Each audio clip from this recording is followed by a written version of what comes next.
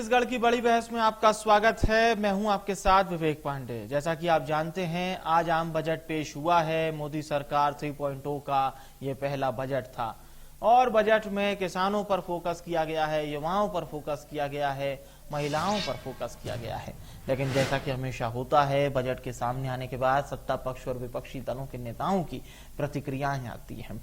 केंद्रीय बजट की सत्ता पक्ष तारीफ कर रहा है तो हमेशा की तरह विपक्ष बजट की आलोचना कर रहा है। और बजट को लेकर मुख्यमंत्री विष्णुदेव साय ने विकास की राह में इसे मील का पत्थर बताया और ये कहा कि ये बजट अमृतकाल का बजट है। ये विकसित भारत 2047 का विजन तय करेगा। वहीं विपक्ष की ओर से पूर्व मुख्यमंत्री भूपेश बघेल ने कहा कि ये बजट सरकार बचाने का बजट है। बजट में आंध्र और बिहार के विकास का ही खाका खींचा गया। वहीं कांग्रेस प्रदेश अध्यक्ष दीपक बैज का कहना है कि यह निराशा और देश को बर्बाद करने वाला बजट है। इस बजट में निम्न और मध्यम वर्ग को फायदा नहीं है। युवाओं को रोजगार देने के लिए बजट में कुछ भी नहीं है, किसानों के लिए भी नहीं है। तो इस बजट को लेकर देश में भी चर्चा हो रही है। विपक्ष में मोदी सरकार के इस बजट को लेकर बयानबाजी जारी है। हम भी बात करने जा रहे हैं, कुछ मेहमानों को आपके साथ जोड़ेंगे, कुछ सियासी बयानबाजी आपको सुनवा दें, फिर चर्चा को शुरू करते हैं।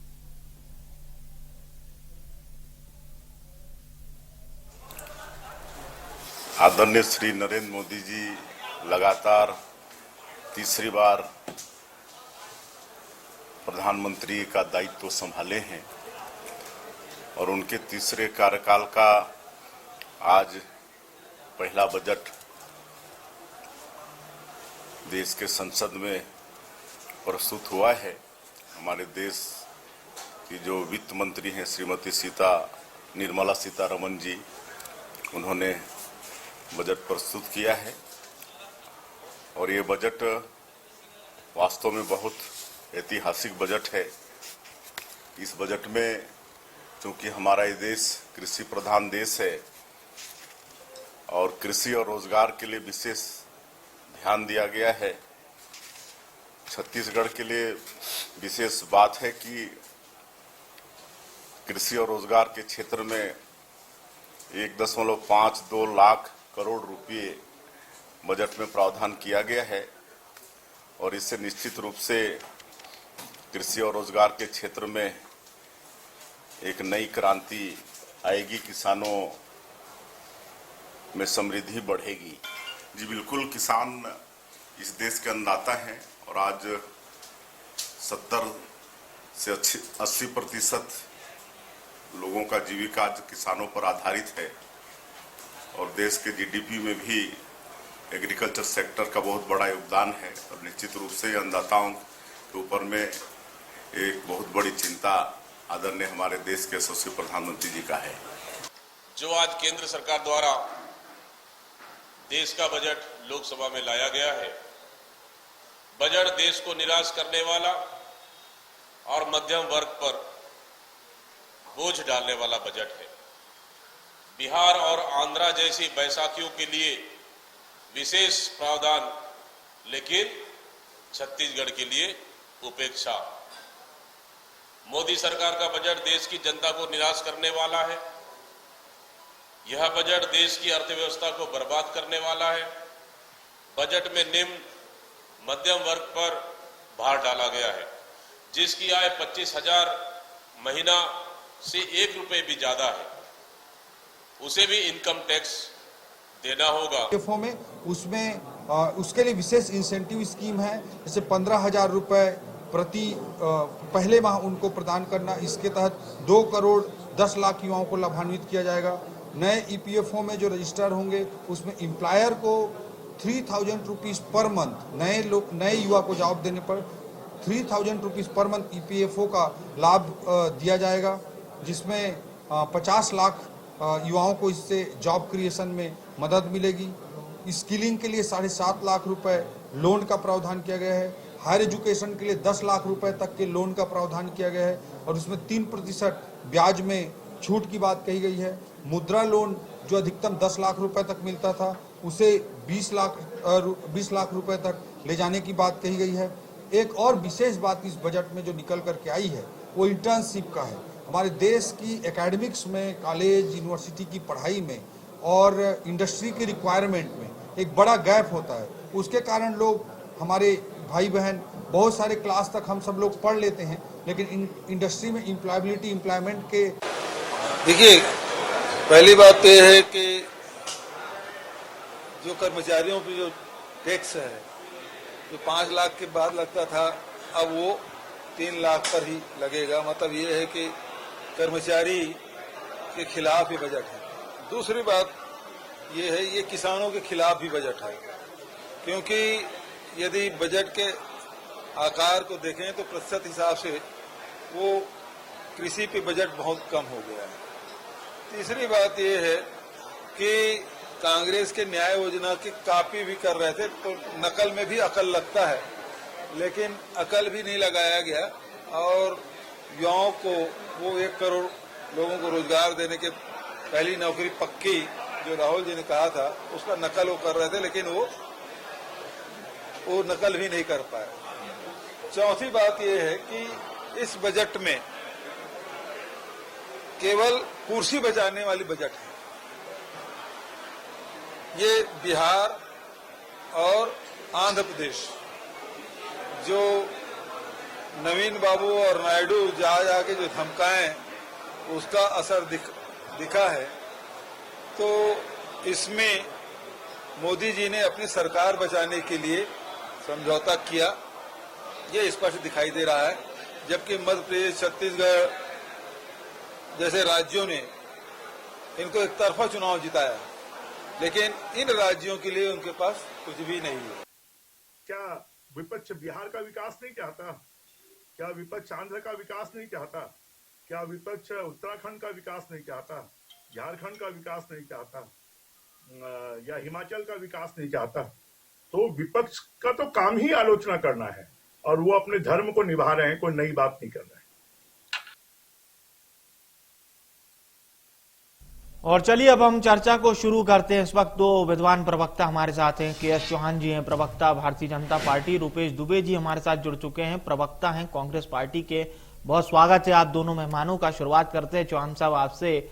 आप बताइए 5 बिंदु में कि आज का बजट आपको क्यों अच्छा लगता है, क्योंकि आप अच्छाई बताने वाले हैं, इसलिए मैंने बोल दिया कि आपको ये बजट क्यों अच्छा लगता है। पांडे जी, बिल्कुल निश्चित रूप से मैं अच्छाई बताने वाला हूं, क्योंकि अच्छा ही है इसमें, इस बजट में। और सबसे पहली बात, ये चहुमुखी विकास वाला बजट है जी, एक वर्ग के लिए नहीं, सबसे पहली बात। दूसरी बात, फिजिकल डेफिशिएंट जो होता है वो 5% से ऊपर किसी भी राज्य के लिए, किसी भी प्रदेश के लिए, किसी भी देश के लिए वो उचित नहीं होता है, उसको कम रखना चाहिए। तो पहले जो हमारा जो फिजिकल डेफिशिएंट था वो 5.1 था, अब जाके हम 4.75 पे पहुंच रहे हैं अब, और हमारी कोशिश रहेगी कि 4.5 भी लाया जाए। तीसरा बात, जो युवाओं के लिए जो ट्रेनिंग की बात कही गई है, उनको एक मानदंड भी दिया जाएगा, तो वो स्किल्ड बनाएगा हमारे युवाओं को, जिससे कि 2 फायदे होंगे। एक तो कैपिटल जो है, फॉरेन कैपिटल जो है वो यहां पर आएगा, फॉरेन वाली कंपनियां जो हैं वो यहां पर स्थापित होंगी।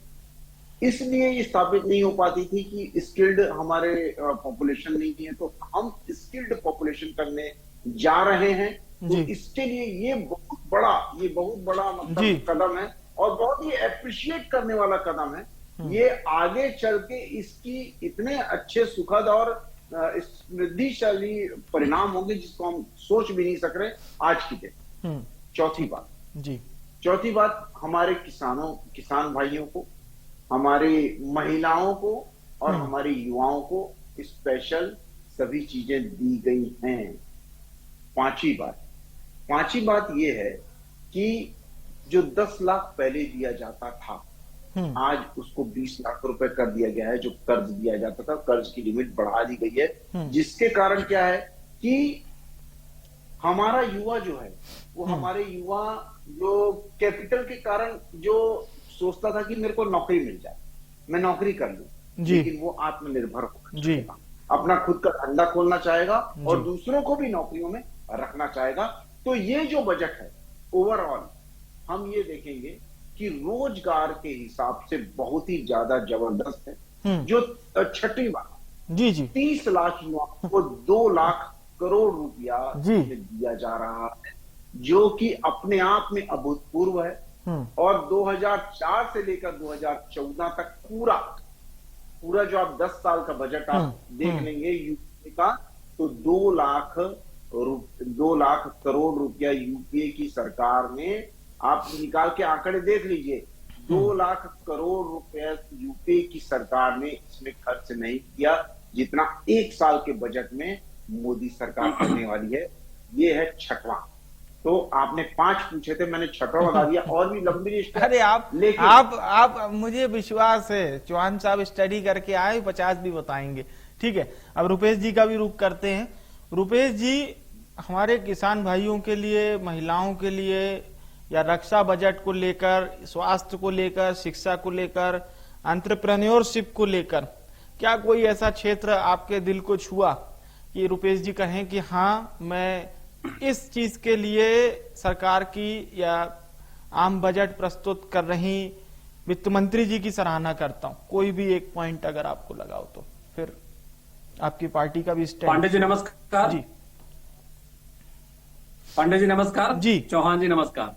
जी, आपने जिस प्रकार से देश में आज वित्तीय घाटा लगातार बढ़ रहा है, महंगाई बढ़ी हुई है और अर्थव्यवस्था मजबूत करने की बात कर रहे हैं, वहीं दूसरी ओर देखेंगे देश 14 लाख करोड़ के कर्जे पर है।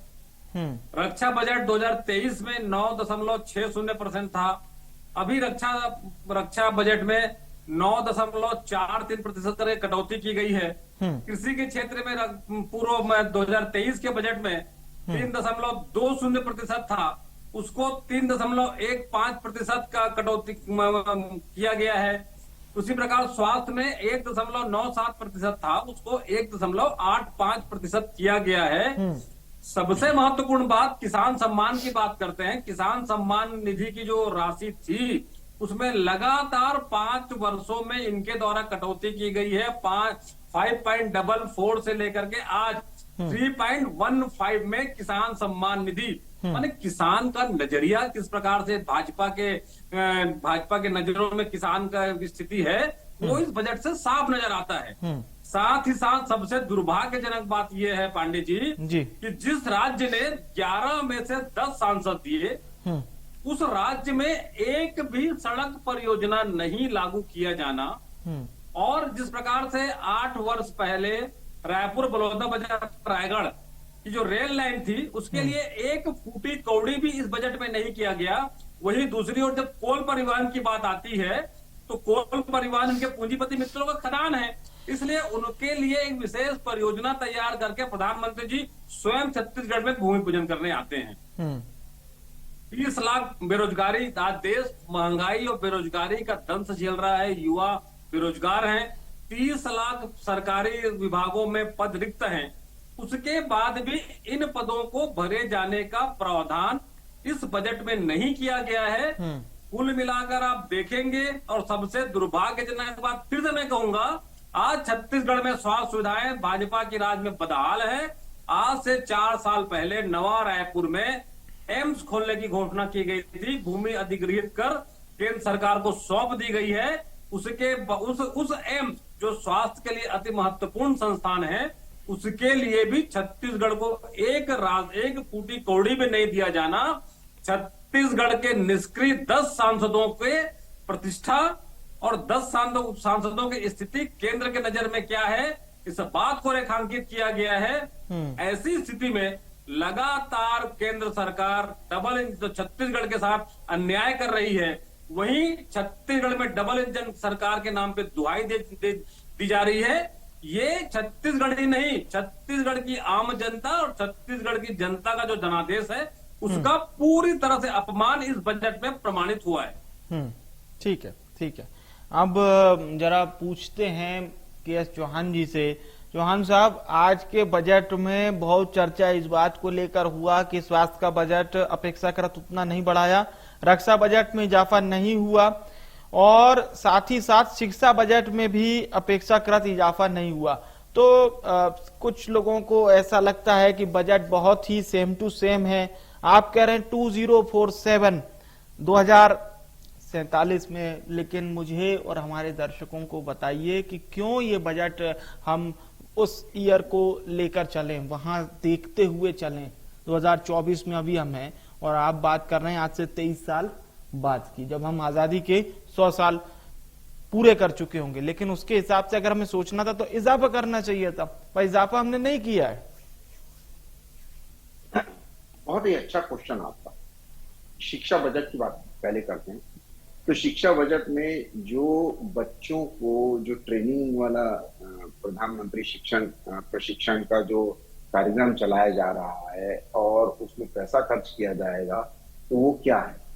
क्या वो शिक्षा में नहीं आता है? शिक्षण और प्रशिक्षण में नहीं आता है? दूसरी बात यह है कि पिछली बार जितना बजट था उससे 7.9% पहले से बजट बढ़ा के शिक्षा का दिया गया है, जितना पहले बढ़ा हुआ। तीसरी बात, अब अपेक्षाकृत तो लगी गई, लेकिन अपेक्षाकृत आप डायरेक्ट आप देखिए शिक्षा विभाग में जितना पैसा देना चाहिए था उससे आगे चल के जो अभी आज की डेट में हिंदुस्तान के लिए जो चाहिए उस पे पैसा खर्चा किया गया है। अगर हम चाहें, अगर हम बोलें कि जो पैसा रक्षा मंत्रालय में नहीं दिया गया है या कम दिया गया है, तो उसकी रिक्वायरमेंट नहीं है। उस पैसे की रिक्वायरमेंट जो भारत के हर नागरिक का पैसा है, उसकी रिक्वायरमेंट अगर कहीं दूसरी जगह है, इंफ्रास्ट्रक्चर दो। आज जीडीपी का 3.4%, जो कि इक्वल किसमें होता है, यूएस की जो गवर्नमेंट है वो जीडीपी के 3.5 के आसपास ही अपना इंफ्रास्ट्रक्चर का जो बजट है वो रखती है। तो हम उसके हिसाब से ही 3.4% तक पहुंच गए हैं टोटल जीडीपी का। ये कितनी बड़ी बात है, और ये देश में पहली बार हुआ। इसको बोलते हुए मुझे बहुत गौरवान्वित महसूस होता हूं कि देश में पहली बार हुआ है। दूसरी बात, अभी हमारे साथी प्रवक्ता बोल रहे थे कि ये बहुत ज्यादा दुर्भाग्यजनक है, उनके नेता भी बोल रहे। तो और आपने भी पूछा कि कोई ऐसी चीज है कि जो आपको अच्छी लगी हो, तो मेरे साथी प्रवक्ता उनको बता नहीं पाए। इनको सिखाया जाता है, इनको 11 साल पहले बुलाया गया और उनको सबको बोल दिया गया कि जब भी कोई बजट आए तो सीधा यही बोलना है कि निराशाजनक बजट था, किसी को लाभ पहुंचाने वाला बजट ही नहीं था, ये देश को गर्त में ले जाएगा। अब आप मेरे को ये बताइए पांडे जी, एक साथी प्रवक्ता हमारे ये भी बोल रहे थे छत्तीसगढ़ को तो कुछ दिया ही नहीं।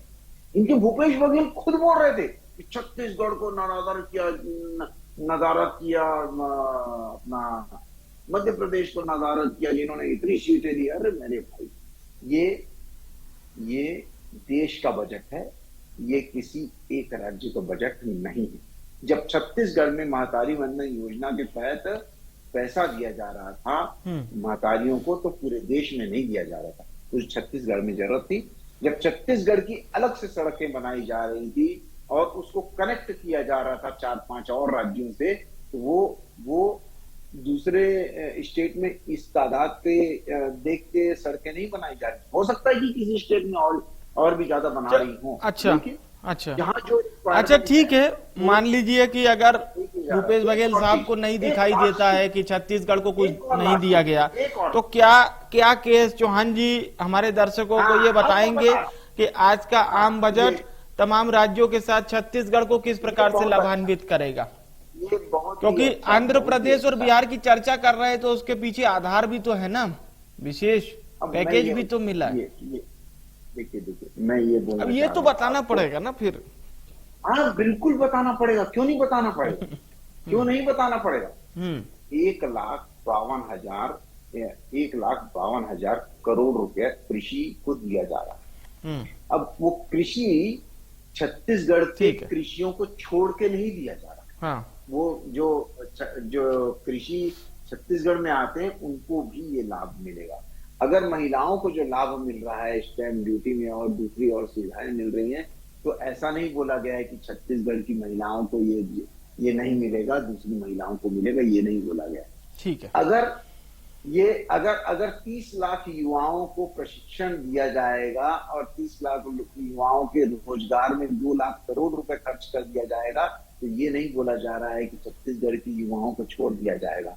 अगर ये एक बात बताइए, जितने भी पूरे देश में जितने आकांक्षी जिले छत्तीसगढ़ में हैं, उतने पूरे देश में किसी राज्य में नहीं है।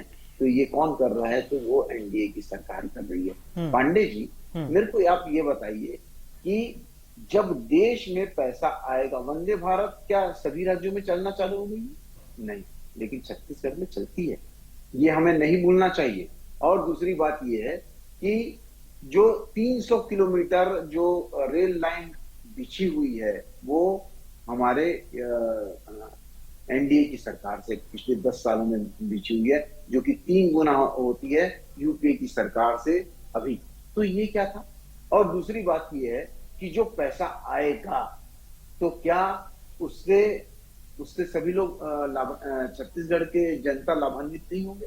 छत्तीसगढ़ के युवा, छत्तीसगढ़ के चलिए ठीक है। ओवरऑल आप कह रहे हैं कि बजट से ऐसे मत देखिए स्पेसिफिक, छत्तीसगढ़ को ही फायदा मिलेगा। अंतिम प्रतिक्रिया रुपेश जी आपकी। जी रुपेश जी। पांडे जी, जिस प्रकार से देखिए रिचार्ज के दाम, पूरे मोबाइल के रिचार्ज के दाम बढ़ गए हैं, उसमें उसके बाद भाजपा के द्वारा मोबाइल की दरों में कम करके आम जनता को महंगाई की मार झेलने पर विवश कर रही है। उसी प्रकार शिक्षा लोन जो पहले 9% से बढ़ा करके 12% कर दिया गया है। हाँ। ये शिक्षा और जो सुविधाएं हैं उन पर भाजपा का जिस प्रकार से प्रहार हुआ है, और महिलाओं को जो देने वाली गैस की सब्सिडी है उसमें भी राशि का कोई प्रावधान इनके द्वारा नहीं किया गया है। मुद्रा लोन की स्थिति देश की जनता देखिए, युवा है वो मुद्रा लोन के नाम पे कितने परेशान हुए हैं। ठीक है, उसमें ओवरऑल जो लाभ नहीं मिलता वही हमारी चर्चा है। मैं समापन करूंगा सर, डिबेट का समय अब इजाजत नहीं दे रहा है। बहुत बहुत धन्यवाद के एस चौहान साहब, रुपेश दुबे जी, आप दोनों मेहमानों का हमारे साथ बड़ी बहस का हिस्सा बनने के लिए। आज हमने तकरीबन 1 घंटा बजट पर ही चर्चा की है, जिसका पिछला पार्ट मध्य प्रदेश की बड़ी बहस में आपने देखा, वहां पर भी मुख्य मुद्दा आज का आम बजट ही था, और छत्तीसगढ़ की बड़ी बहस में भी आम बजट पर हमने चर्चा की। बिंदुवार प्रश्न तय किए जनता के और पूछे गए प्रवक्ताओं से। आज के बजट से इतना जरूर समझ में आता है कि सरकार पूरी तरह से जागृत अवस्था में एक बात जरूर सोच समझ के आज के बजट के लिए बनाई गई थी, वो ये कि 5 साल का विजन सरकार ने आज के बजट में दिखा दिया, विपक्ष को भी तैयार कर दिया बहुत सारे सवालों के लिए। सबसे बड़ा सवाल यही कि 2047 2047 का जिक्र हो रहा है। क्या वाकई में इस बजट में इतना आधार है जो 2047 की नींव को तैयार कर पाएगा? बड़ी बहस में फिलहाल के लिए इतना ही।